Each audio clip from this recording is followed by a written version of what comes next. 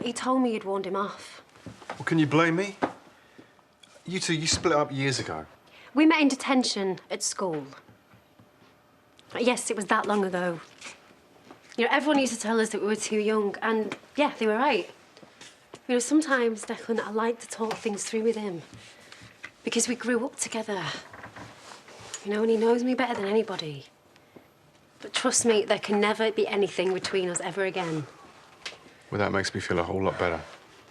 I was just a kid. I was stupid enough to think it was going to last forever, but while we were married, he slept with Joe in our bed. So now you can see why I can never trust him again. And you need trust in a marriage, right? Of course.